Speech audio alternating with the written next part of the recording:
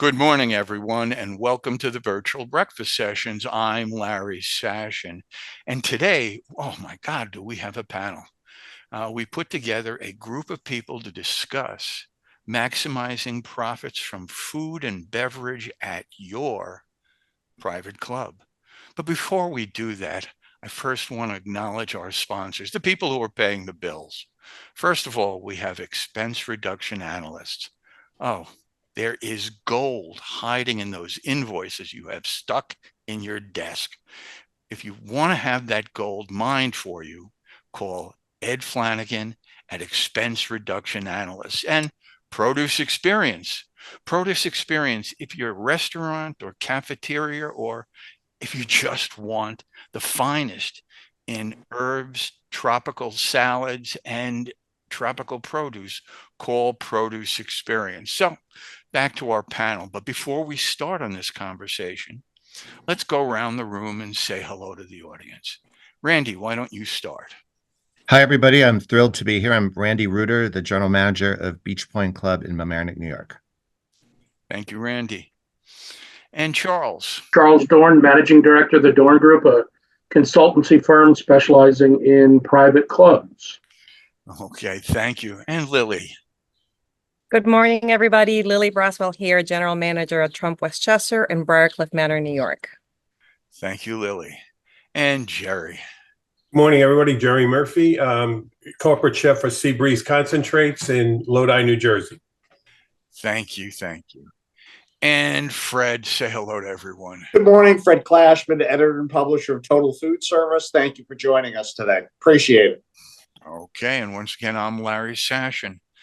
So, maximizing profits in your private club.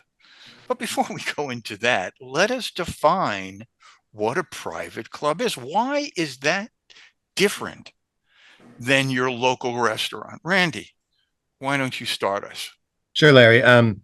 This could be a topic or question that could take the entire hour to talk about, but there is huge differences. And I think the biggest difference is we have a closed user base, and the same people are coming every meal period, lunch and dinner. So they get very tired of the menu very quickly. So one of the big differences is when you want Italian food, you go to your favorite Italian restaurant, and that menu changes very infrequently. Yes, they have specials, but generally speaking, if you like lasagna at a certain place, when you crave it, you go there and you get your favorite lasagna or your favorite chicken martini. When members come to the club day in and day out, they get tired of the same menu, so they want it to keep changing. The challenge with keep changing it is that the staff never learns it well. You know, the chicken martini at a local restaurant that's made the same way for 20 years, the team can make it in their sleep.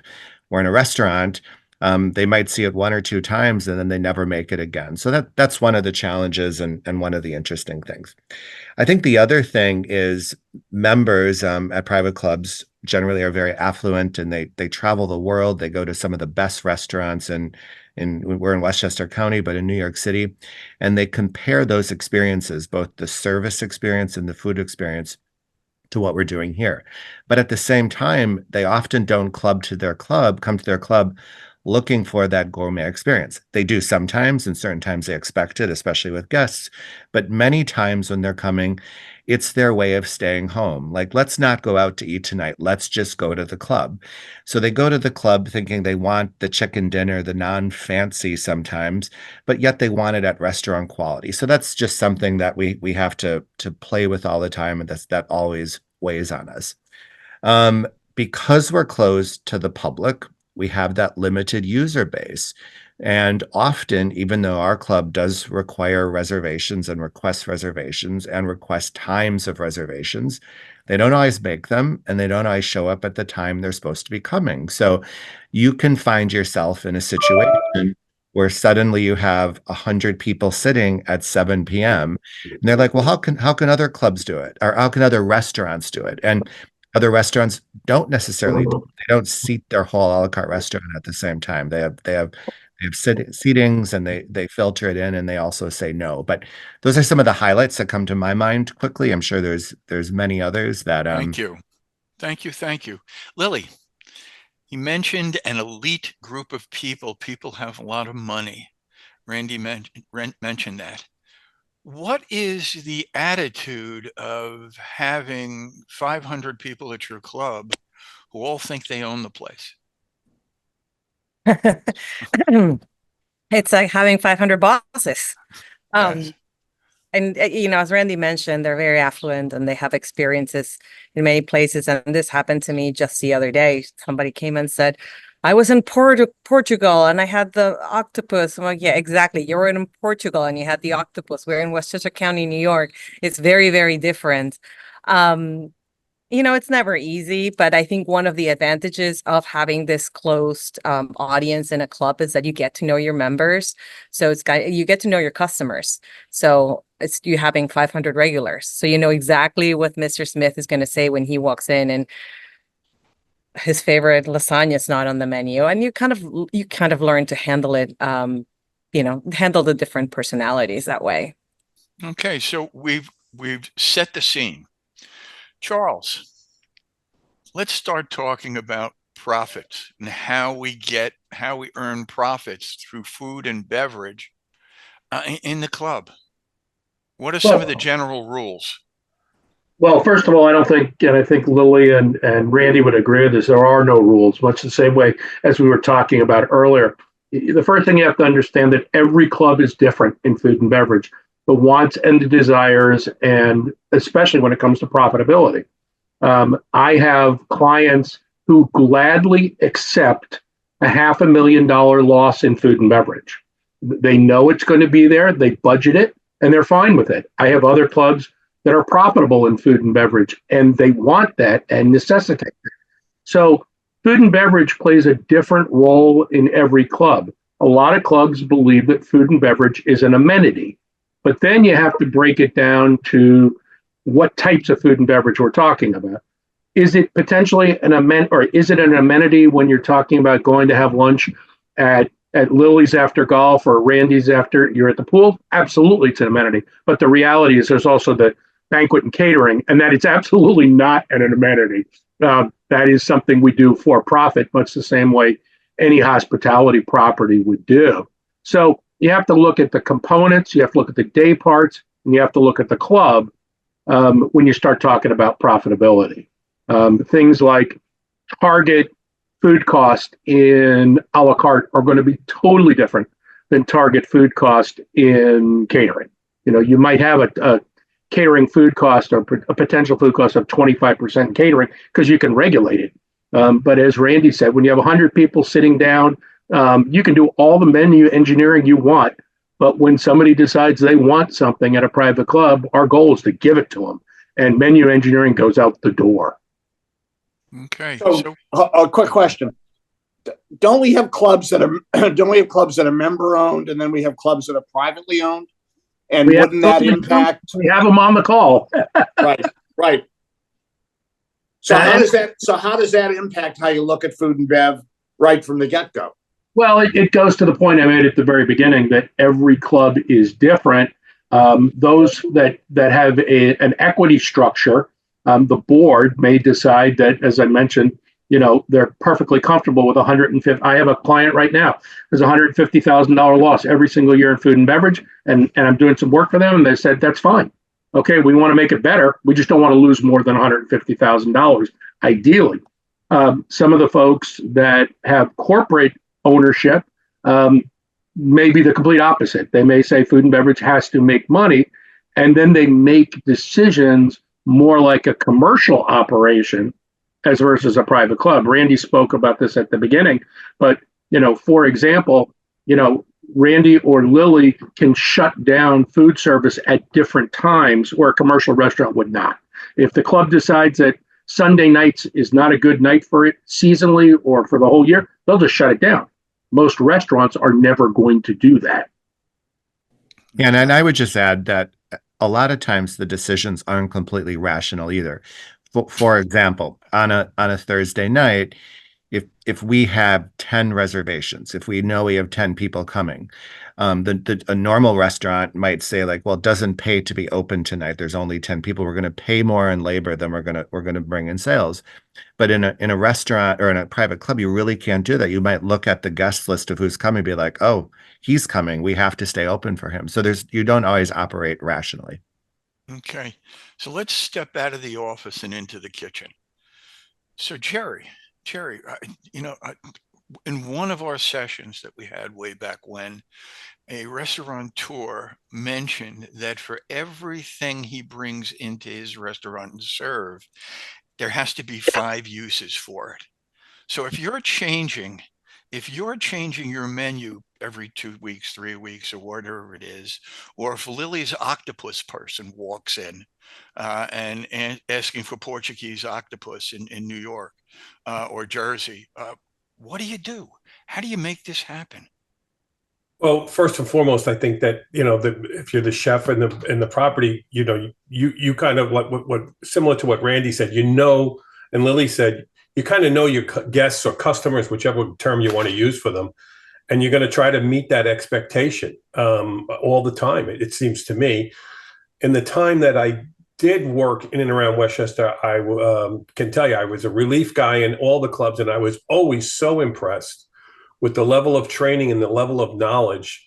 Like here I am, I'm sitting in at Brayburn Country Club, if you will, for 2 weeks because the chef had to go out of town. And the staff was highly trained and proficient and really knew the members' wants and desires, to be honest with you. More so, I was very, very much impressed the way the whole club industry operates in Westchester County. I have a vast knowledge of all the different clubs because having been a culinary arts instructor, I send kids to every club in Westchester. So they do a phenomenal job. So Murph, what is it when you're in those kitchens? What do those kitchens do efficiently and what do they do well? To be honest with you, I think going back to something that Charles said earlier, I think that if there are clear directives from the board to the chef and to the food and beverage personnel, they usually meet or surpass those requests. And to be honest with you, because I had plenty of times different chefs called me and said, "Hey, how do you do this or how do you do that?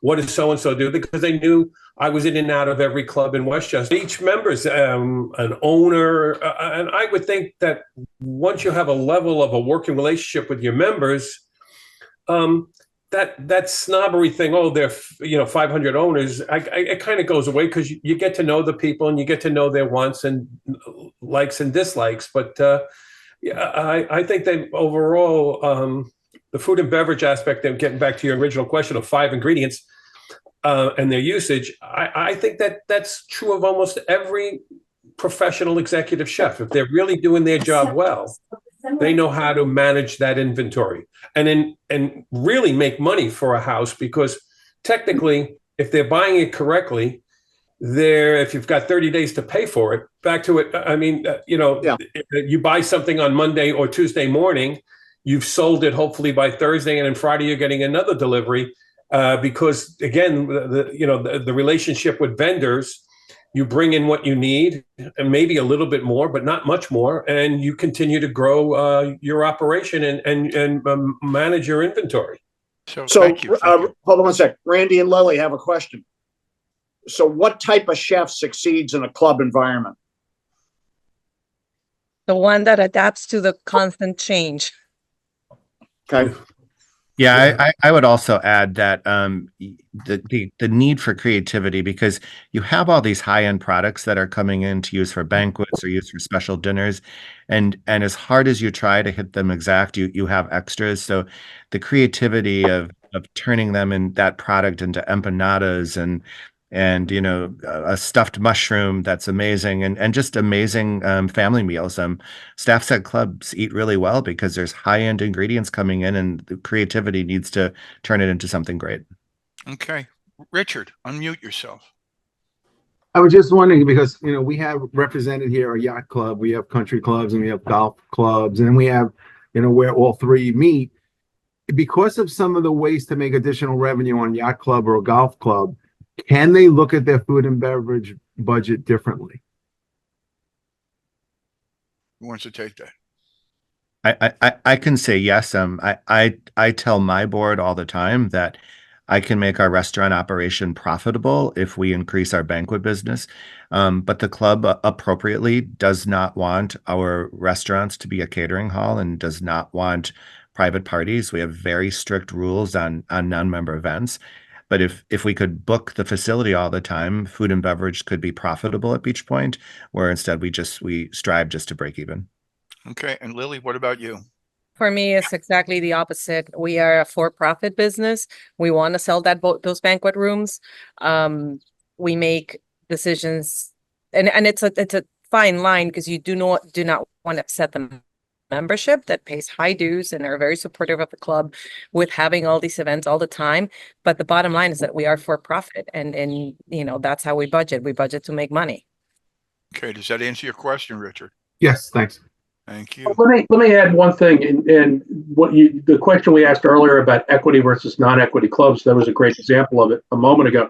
But the other thing, Randy, as an equity club, is actually limited in the amount of non-member business he can take by law. He's only allowed to take a certain percentage of non-member business. So first of all, there's a restriction. Someone can't just pick up the phone and arbitrarily use the club. That's number one. But the other thing is most equity clubs will limit the use of food and beverage by outside, forgetting about the tax implications, but during their prime season. There are nights when the club is swamped in member business, and we're not going to upset the members, no matter how good the potential outside business might be, and vice versa. And so we've got a yacht club from Florida on the call. And, it's the same exact thing. It just doesn't matter.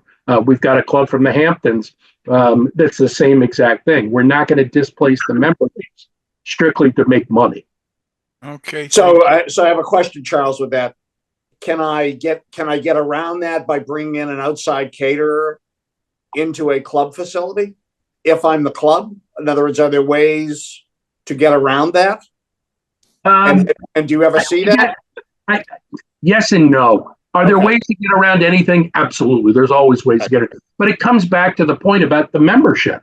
Membership's paying and Lily mentioned it, Randy mentioned it, and I'm sure if we got Jay and Nadine to mention it, also the same exact thing exists. Hold it a second. Audience, please mute your microphones. Please mute your microphones. Okay, start that over again. What we started to say was that the reality is that people are paying a lot of money to be a member of a private club. And you can always find ways to do things. And I guess this is being recorded, so I have to be a little careful about what I say.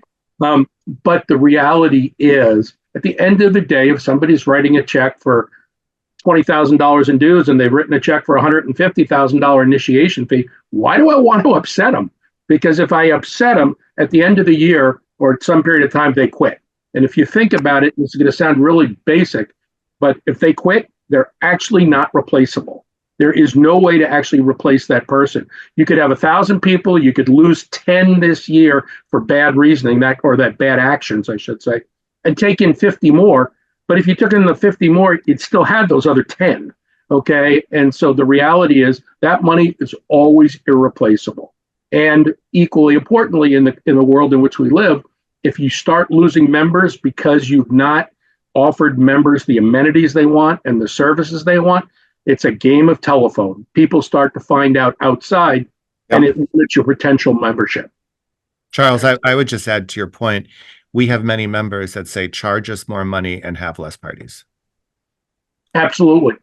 Absolutely. That goes to that $150,000 subsidy I was talking about earlier. There was a club in Westchester at one point that I started doing some work for that was losing $750,000 in food and beverage. A new president came in and he said, that number's a little high. Can we get it down to $500,000? And I almost choked because I thought he was going to say, get it down a lot more. We got it down to $200,000 because there were some bad practices going on, but they just think $200,000 is absolutely wonderful.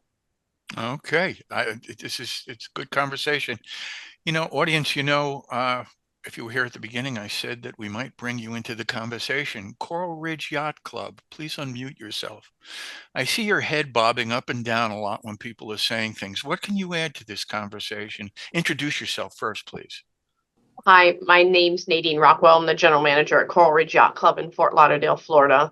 I'm just nodding my head because it's true. It's I like to say every club USA, and every club is, uniquely different, but also similarities are so prevalent. The food and beverage operation is so important to have a pulse on, and having the right team members and the right executive chef and we call it here, every club is different, but everyone's a fork and knife club. So making sure that you're on point with everything. And like Randy said, creativity and we're going through this right now. I'm opening up a 8,000 square foot outdoor restaurant facility that's unfortunately very behind the schedule.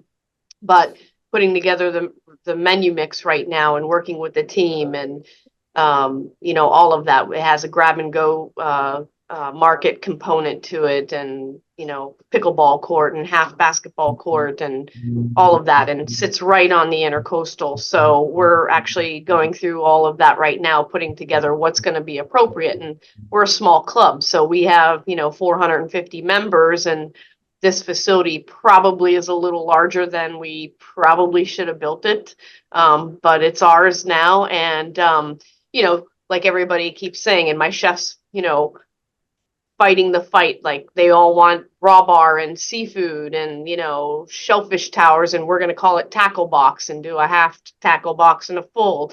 Well, the perishability of all these things is the number one concern, and are they going to order it? Because otherwise it's going to go in the trash. And ordering properly and just putting all those things together. So that's where I'm at. So I thought this would be an appropriate webinar to listen to.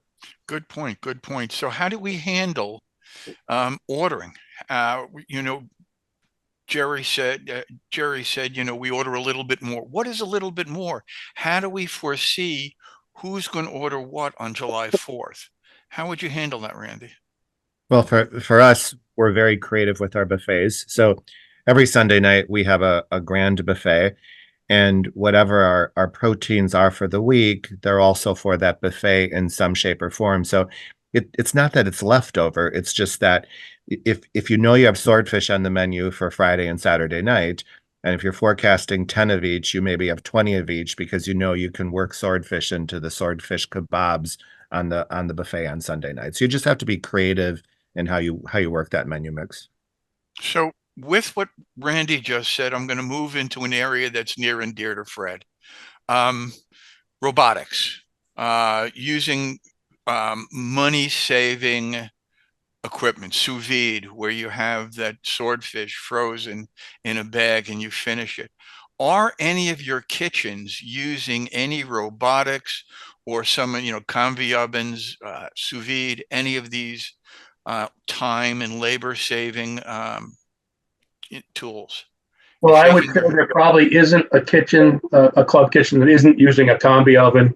The issue of sous vide is actually a legality issue. There are certain places you can and certain places you can't. New York City allows it not particularly easily. Westchester County is not the easiest place to use sous vide. Nassau County does not allow it, except under some stringent guidelines. And so are there clubs that use sous vide that will never admit they use sous vide? Of course there are. But in terms of robotics, I have yet to see, other than a little bit of experimentation with robotic servers, I haven't seen much of it in private clubs. Because remember that private clubs are known for hospitality, and there is a psychological concern about bringing robotics in. We also don't do the same kind of repetitive movements. So, if you talk about, cooking French fries in a QSR restaurant, and there's, hundreds of batches a day, that's fine. But that just doesn't happen in the private club world. I mean, look what Randy just spoke about his Sunday night buffet. His Sunday night buffet alone never looks the same. Okay, Lily could tell you the same exact thing, as could Nadine, as could Jay. All their meal periods, all their day parts are different. So we don't have that repetitive movement yet. Do we use technology? Absolutely. Do we use handhelds throughout the club industry more and more? Absolutely. I mean, it used to be waiters walked up, they took an order on a piece of paper, and they walked over to the POS terminal, turned their back to the room. We don't do that as much anymore. Are there clubs that still resist that? Of course there are. But the club world is slow to change, and I'm sure any of the club managers on the call would agree with me on that concept. Hold on a second. The other issue is the restaurant industry has embraced technology because there's a labor pool issue. Is the same labor pool issue an issue in clubs, or are clubs able to still staff at the levels that they need to be at? I'm going to let them answer that. Lily, No, no, we can't. Staffing has probably been the most difficult that I've ever seen it. There's just not enough qualified people out there that want to work in hospitality. And if they do, I had a mid-management person come and give me the dates that she's going to be off all summer. That included the weekend of 4th of July. I'm like, oh, wait, time out. This is what we're dealing with now. It's unfortunate, but I never in a million years I would have asked for the weekend of 4th of July off working in the club business. So it's extremely difficult. I just got the same request, Lily. So I feel your pain. I would just add culinary staffing is especially short. Finding the qualified culinarians is hard. I do think clubs, though, are embracing the technology well. Like, I remember not that long ago, we got our first rational oven, and the chef was of the mind of, do we really need this? This is too high tech, too fancy. We now have 6 of them, and so that really has evolved how we cook things, which is awesome. Going back to your Sunday buffets and how we're using product, we also can't forget that most clubs have multiple dining outlets. So whatever your swordfish special is in the grill room one day can be your swordfish tacos in the snack bar, on Saturday, and can be family meal on Sunday. So there's many, many ways of reusing and repurposing, your product. That's a great point. And another thing we do all the time is we do a big lobster night Wednesday night, and we can't run out because it's all you can eat. But then we have lobster rolls the rest of the week. So we buy enough product to make sure we're fine Wednesday night and then turn it into lobster rolls. It's a tough situation to be in, having too many lobsters. Okay. So Jerry, yes, sir.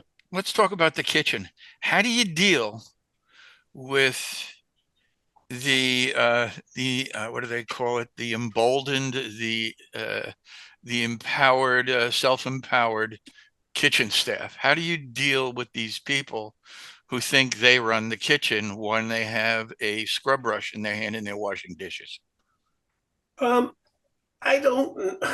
think that, from what I've seen, and of course, I laughed when Lily and Randy said about people who want, 4th of July weekend off. Because when I came into the industry, it was you would never have ever dared, even if you were getting married, you would have gotten married in the morning and you would have been back on the line in the evening, and that'd have been that. But net, I think that comes to a leadership role.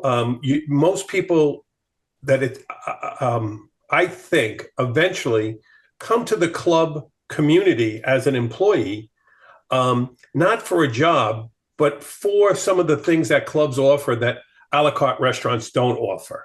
They offer a little bit more all the way around. As looking from the when I first came to work in Westchester, there was one chef, and he led a brigade of men and women, and they kind of got the job done. As Randy said, now the highly trained culinarians are in every kitchen. Most chefs have a sous chef that's highly trained, and they kind of seem to have people aspire to them. But sadly, right now, there's just a lack of, I don't mean talent, I say work ethic. For some reason or another, it just, it was everybody in the service industry or the food industry that I knew had that, yeah, we're going to get the job done. We have to get the job done. And you stay until you get the job done. And that isn't so much anymore. I'm leaving at 4:15, but wait a minute, we still have 200 things or something platters to make up for dinner tonight, and that's not their issue. They're going home. Thank you. So, how do you deal with these empowered people, or the people who have never heard no? You're talking about the members? No, not the members. The members you got to deal with. That's well, you said it kind of sounded like members. I was just asking.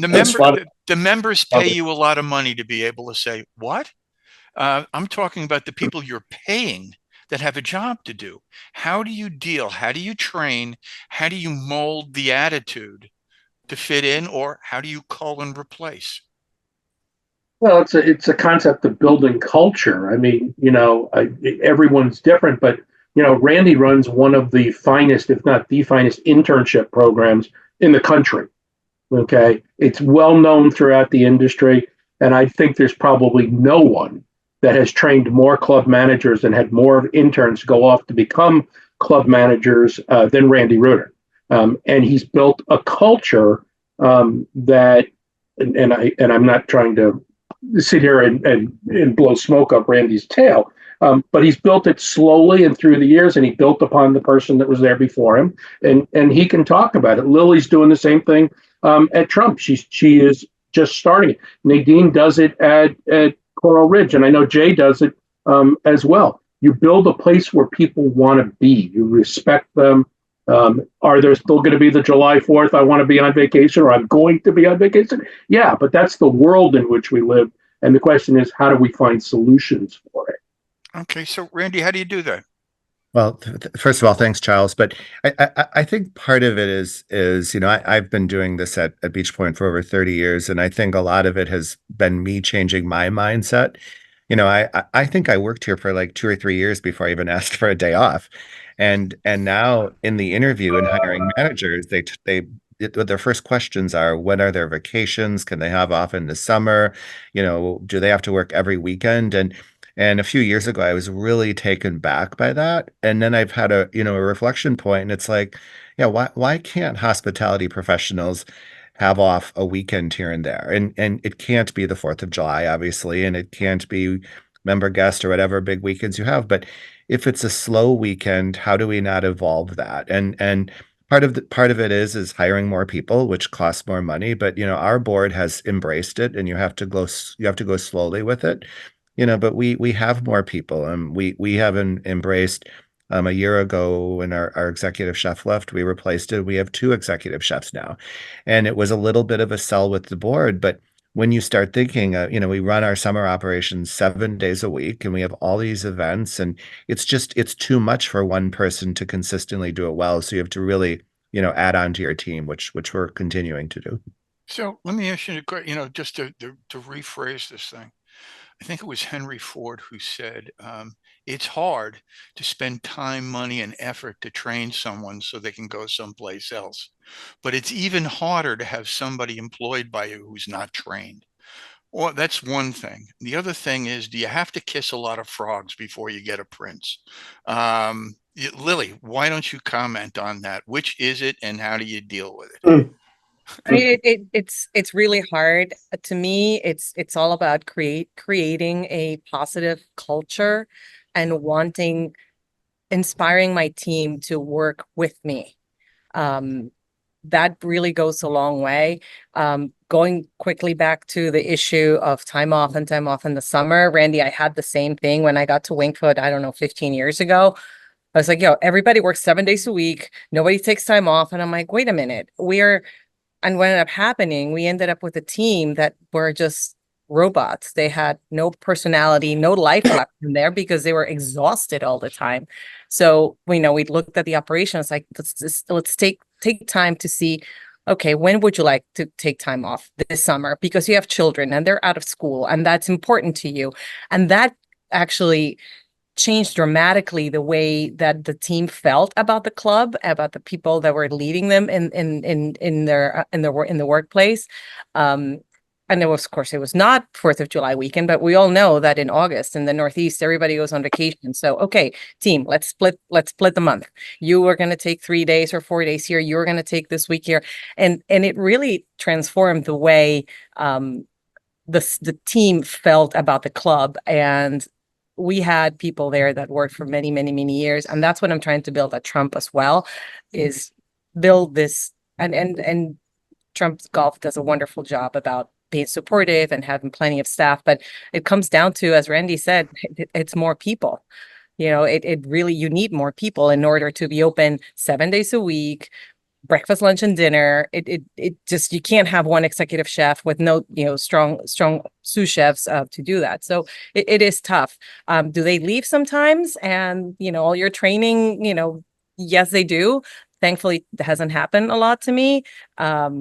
And sometimes, I always tell them the grass isn't always greener on the other side. They can be offering you X, Y, and Z. And by the time you get there, it's not the same culture that you're used to. And it happens. It just happened to one of my employees. And she's very disappointed. And now she wants to come back. And I'm like, I'm sorry, we already hired for your position. He says, there's no coming back. You left, and, we'll keep an eye for you. But right now it's not possible. Yeah. So it just, from someone who doesn't know anything. So if you have problems with people who want off Memorial Day, 4th of July, and Labor Day, so they could party with their friends, why isn't that put into their agreement when they sign that you're going to work these days? That seems like you may lose somebody right at the start, but isn't it better to lose them at the start than, spending 6 months with them, 8 months with them, and they all of a sudden say, hey, I'm going to a party on the 4th. Can I have off? How do you do, why isn't that done? It is done. It is done. We don't hire anybody with them knowing that it's a seasonal job. It's all hands on from April through, the end of November. And they still come up with, I had the caddy master asking me to go, on vacation in the middle of the summer. I'm like, your job is so seasonal. This is not the way you go on vacation in January, not in July. It is, they're told, and it's just a different mindset, I think, where the quality of life is more important than work at a certain point. So yeah, we're very clear also. I think part of the reason they're asking, though, is that they see the evolution of the business and they feel comfortable coming and talking about it, which, even though the answer has to be no, I'm glad that they come and express it. And the one that I'm dealing with, he wanted off the 3rd, 4th, 5th, 6th, and 7th. And I was like, I can do the 6th, 7th, 8th, 9th, and so we were able to negotiate and meet a middle ground for something that was important to him. And same, Brandy. It was exactly the same situation. It was like 4th, 5th, 6th. So it's like, all right, go on Sunday and come back on Thursday. And that way you have Sunday off. It's a negotiating, I give you a little bit but at the end of the day, this manager was extremely happy, grateful, because there's many clubs that would just say, no, sorry. And and again, that goes back to building a culture of comfort and trust. And I would be terrified 10 years ago to be asked, to even bother going to GM's office to ask for a weekend off. So this goes to what Randy was making a point about a couple minutes ago about the need to evolve. And I think if you're going to work, if your mindset is going to be where it was, as Lily said, 5 or 10 years ago, you're going to fail. Because frankly, you're going to have a revolving door on employees. We can't change the world, but we can help control our internal world. And as Lily uses and Randy used those two examples of solutions, and giving employees options. And look, if somebody wants the 3rd and the 4th off, no, we're not giving them the 3rd and the 4th off. Obviously, 2 of the busiest days. But the reality is there are solutions, there are options. And if you shut them down, they leave. And you know what? Then you're one body less, no matter how good or bad the body is. And there's still, in that case, there's still the remainder of July and all of August in the Northeast when things are crazy. That's even before you talk about September. Okay. Didn't we also used to have an active visa program in which kids would come over from Ireland and places like that and work for summers? Oh, club it's environments? still around. I mean, there's H2B Okay. programs and there's J1 programs, but you know, there's good and bad about those. And again, like Randy joked at the beginning of the call, we could talk about this for hours on this alone. But yeah, H2Bs and J1s have a whole different set of issues. One is that um, just at the very least, some are well trained when they get to you, some are not trained at all. Sometimes you're bringing them over from, as you said, Fred, lots of places around the world. And if it's not a good fit, then you have to deal with that differently. But you also sometimes have people that come and get on an airplane, no matter how much you interview them, and they come to New York because they think, or I'm only using New York as an example, because they think they can party. They can get on the train every night and go to New York City, and then they can come in hungover the next morning. And then you have to be the den master, and and then also with those, you have to have employee housing, okay, or some way to house them. So there's a whole different set of demand issues. I have a client that has 30 kids from Ireland every single year, okay, and it's worked for them just because they have the housing and because they've developed the culture. And there's a half a dozen that kind of continue every year, and that half a dozen set the tone for the new 24 coming in. It's like, no, you're not going out to party. And this club's related, so they can't get into they can't get on the train and go to New York City easily. So let me ask you a question. So foreseeing that this is all going to happen, does your staff include, and I'm just making this up so you can tell me I'm wrong, does your staff include a floater or two? Someone who can step into different positions and do the job well enough that for the 3-4 days, nobody knows someone was missing. Yeah, we do. I mean, we cross train everywhere we can, and using the term floater, we probably have many of them, people that can do many different jobs. Okay, all right. And Lily, you were shaking your head. Yeah, we have the same. We have several people, but again, it goes back to a matter that you just need more people. Yeah, I mean, Jerry, you were a professional floater. You went from club to club. Still is. Yeah. So, how does this come about, and how do you step into a new position in a new place like that? How does that happen? Well, it depends on the terms. I mean, sometimes someone is let go because, let's say, negative behavior. And so you come in and you sit down with the staff you inherited and explain to them very cordially as possible that changes have been made. What happened in the past. We're moving forward, and you set a positive tone, and hopefully, you can keep the kitchen on an even keel during that transition period. Other times, someone leaves, and the club needs a little more time to find the right fit. So I fit in there, but I always found it harder to follow in the footsteps of someone who was successful than someone who was unsuccessful. To be honest with you, if someone was stealing and drinking, wow, that's an easy job, But if someone was really above board and they moved on for a better opportunity for themselves and their family, and I got a call to say, hey, can you sit in for us for 3 to 5 weeks because we've got 2 to 3 candidates, but the board wants to spend a little more time in the selection process, I would say sure, and go in. But that was a lot more work. Okay, thank you. Well, it's that time of the show when time is our enemy and we have to start wrapping up. But before we do, I want to thank our sponsors, Ed Flanagan and Expense Reduction Analysts. Remember, there's gold in those invoices, so call Ed if you need that money. And Produce Experience, the finest in herbs, salads, and tropical produce, called Produce Experience. So before we go today, let's give that one little tidbit that we want people to remember you by, that little gem. So Randy, you're the first jeweler to pick a gem.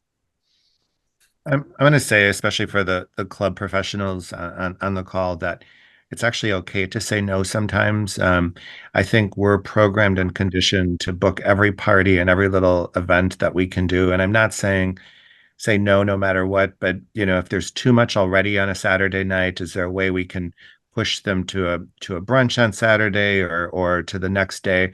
Just at some point, all of our teams get overworked, and if we can find that balance to tweak it a little bit, it's better for the whole operation. Thank you, Randy. Charles. I think along the lines of what Randy was saying, I think we need to offer both our employees and our members solutions.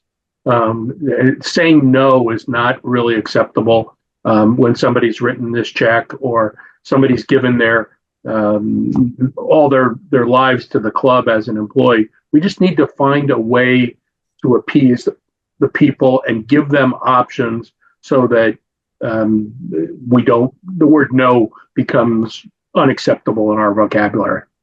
Thank you. Jerry. Yeah, I agree with that. I think that there was a time in the service industry across all lines that no was a very powerful word. But now things have changed, and there is no power in no. There is power in sitting down and trying to find a solution, like any business deal, that's good for both parties. Okay, thank you. Lily. I'm going to agree with everybody here. And if you ask anybody in my team, what do I always say is that we're in the business of yes. We say yes until we have to say no, but the first answer is always yes. And trying to find a solution and trying to be accommodating for both staff and members is going to be key, moving, especially staff, as we go through this challenging times. And not having qualified people is going to be key. Okay. And Fred. I think the lesson here, first of all, thank you, everybody, is that club management and the culinary world of clubs offer a great opportunity for young people on the way up. And they're foolish if they don't take a long, hard look at what could really be a terrific career. Okay. I appreciate everything that everybody's done I want today. to say one more thing. Go ahead. I great respect to Randy, and I know Lily a little bit. I know her husband as well. And I will tell you that as a culinary arts instructor who looked at your child, anybody's child, and I said, where would I place that kid? And believe it or not, after 4 or 5 years, on the 5th year I was on that job, the quality of life, I would send kids, and I have former students at probably every club in Westchester, Connecticut, Northern New Jersey. And I'm very proud of the fact that the clubs always welcomed the kid who didn't know a thing.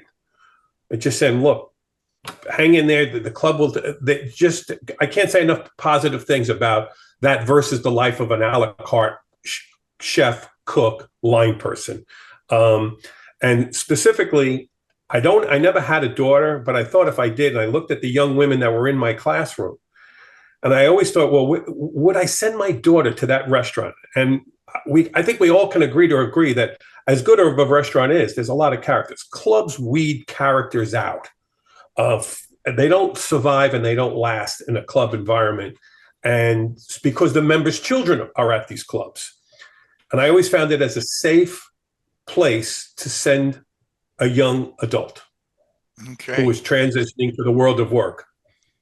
So I have learned a ton today, and I have also learned that we should be doing a show about employee training. And I think we have 2 candidates sitting right here now that could help us out. And I could think of a couple more from the past. Hi, Liz. How are you? So look for some of these people again in the near future. And once again, I want to thank you all for taking time to be with us today. I hope you learned something. I certainly did. And it's coming to that time where I have to say only 2 more things. Everyone, stay positive, test negative, and I'll see you in 2 weeks. Bye now. Thank you. Have a good week, everybody. Thanks,